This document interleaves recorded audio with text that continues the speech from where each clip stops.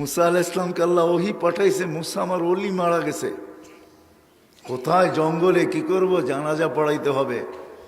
তো বলছে একা জানাজা পড়াই তো পড়াই কি করা, বলছে বনি ইসরায়েল নিয়ে চলো, কারণ নগদ না দিলে তো ওরা যাবে না।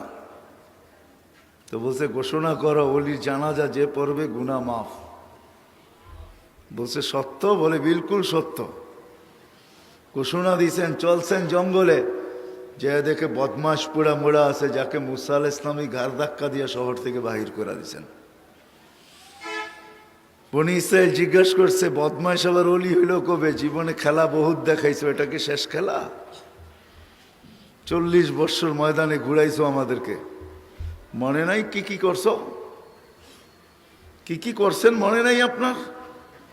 5,87,000 মানুষ আমাদের মারা গেছে, এটা কি শেষ খেলা? তা আল্লাহ ওহী পাঠাইছে, মুসা ছিল তো বদমাশি, ফালাম্মা কারুবাল মাউত, যখন মৌত সন্নিকটে আসছে, রায়ামিনা ওয়া শিমালা, ডাইনে দেখছে বামে দেখছে, আমামা ওয়া ওয়ারাআ, সামনে দেখছে পিছে দেখছে, করিবাম ওয়া বাঈদা, কাছে দেখছে দূরে দেখছে, ফালাম ইয়াজিদ আহাদ, কাউকে পায় নাই।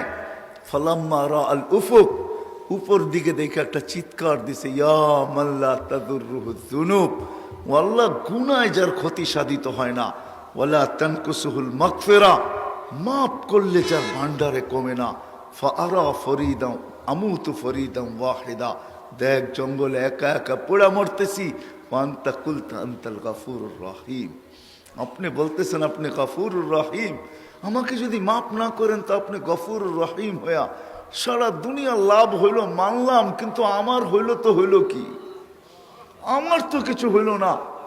তো বলছে ইয়া মুসা ইসআল বনি ইসরাইল মাযা উজিব, বনি ইসরায়েলকে জিজ্ঞাসা করো আমি জবাব দিব, কোন জবাবটা আমি দিব? তো বনি ইসরায়েল চিৎকার দিয়া আছে, সাদাক্তা ইয়া রাব্বি, রব তুমি সত্য ফয়সালা করছো। আল্লাহকে রাজি করা বড় সহজ, যদি সহজ না হইতো তাহলে খাওলা বিনতে সালাবা আল্লাহ রসুলের সামনে দাঁড়ায়া কোনোদিন হাত উঠাইতে পারতো না। আল্লাহ রসুল বসা, অভিযোগ করছে আল্লাহ রসুলের কাছে, কোনো জবাব দেন না আল্লাহ রসুল। পূর্ব সিদ্ধান্ত শুনে দিয়েছেন, হারিমতি আলাই, খাওলা স্বামীর উপরে হারাম হয়ে গেছে। ওইখানে দাঁড়াই বলতেছে, ইলাহি মালিক, আপনার স্বাভাবিক যৌবন আমার শেষ, 8টা বাচ্চা হয়েছে, আর থাকে কি?